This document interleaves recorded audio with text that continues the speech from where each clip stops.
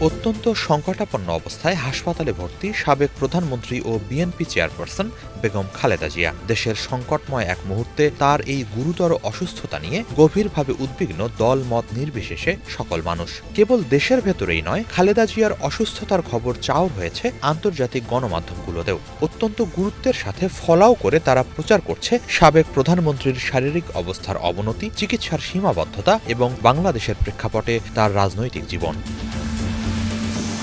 অত্যন্ত সংকটজনক অবস্থায় হাসপাতালে ভর্তি বাংলাদেশের খালেদা জিয়া, এই শিরোনামে সংবাদ প্রকাশ করেছে কাতার ভিত্তিক গণমাধ্যম আল জাজিরা। খালেদা জিয়ার ব্যক্তিগত চিকিৎসক ও বিএনপির স্থায়ী কমিটির সদস্য ডাক্তার AZM জাহিদ হোসেনের বরাত দিয়ে তারা লিখেছে, ফুসফুসজনিত জটিলতায় বর্তমানে ইন্টেন্সিভ কেয়ারে আছেন ৮০ বছর বয়সী সাবেক প্রধানমন্ত্রী।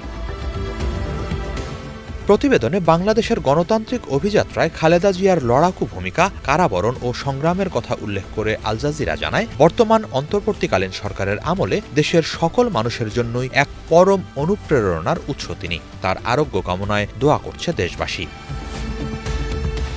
রয়টার্স শিরোনাম করেছে, বাংলাদেশের বিরোধী দলীয় নেতা খালেদা জিয়ার অবস্থা আশঙ্কাজনক। নির্বাসিত ছেলে বলছেন, দেশে প্রত্যাবর্তন তার হাতে নয়। তাদের প্রতিবেদনে বলা হয়, এমন এক মুহূর্তে খালেদা জিয়ার স্বাস্থ্যের অবনতি হল যখন তার রাজনৈতিক দল বিএনপি এক সংবেদনশীল সময় পার করছে।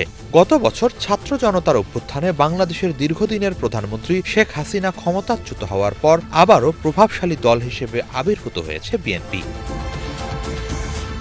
এএফপির বরাত দিয়ে গালফ নিউজ জানিয়েছে, খালেদা জিয়ার অবস্থা খুবই সংকটজনক। তিনি হৃদরোগ, লিভার, কিডনির সমস্যা, ডায়াবেটিস, ফুসফুসের রোগ, আর্থ্রাইটিস এবং চোখের সমস্যায় ভুগছেন। তার একটি স্থায়ী পেসমেকার রয়েছে বলেও জানায় তারা। বেগম জিয়ার অসুস্থতার বিস্তারিত তুলে ধরে বিশেষ গুরুত্ব দিয়ে প্রতিবেদন প্রকাশ করেছে সংযুক্ত আরব আমিরাত ভিত্তিক সংবাদ মাধ্যম খালিজ টাইমস। মধ্যপ্রাচ্যের আরব নিউজ, জেরুজালেম পোস্ট সহ অন্যান্য গণমাধ্যমেও এসেছে তার অসুস্থতার সংবাদ।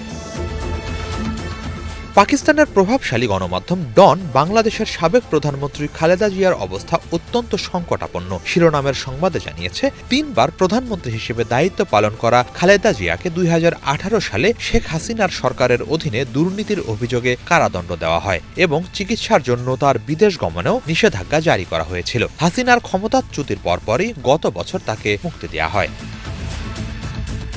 সাবেক প্রধানমন্ত্রীর সংকটাপন্ন অবস্থা ধারাবাহিকভাবে বড় আকারের সংবাদ শিরোনাম হচ্ছে ভারতীয় গণমাধ্যমগুলোতেও। দেশটির প্রভাবশালী সংবাদ মাধ্যম এনডিটিভি এ নিয়ে একাধিক সংবাদ প্রকাশ করেছে। ২৯ নভেম্বর তাদের এক প্রতিবেদনের শিরোনাম ছিল, বাংলাদেশের সাবেক প্রধানমন্ত্রী সংকটাপন্ন অবস্থায় হাসপাতালে ভর্তি। আরেক প্রতিবেদনের শিরোনাম ছিল, বাংলাদেশের সাবেক প্রধানমন্ত্রী খালেদা জিয়া নিবিড় পরিচর্যা কেন্দ্রে। ওই প্রতিবেদনে বলা হয়, ৮০ বছর বয়সী খালেদা জিয়া ২৩ নভেম্বর ফুসফুসের সংক্রমণজনিত জটিলতা নিয়ে হাসপাতালে ভর্তি হয়েছেন। তার অবস্থা খুবই সংকটজনক।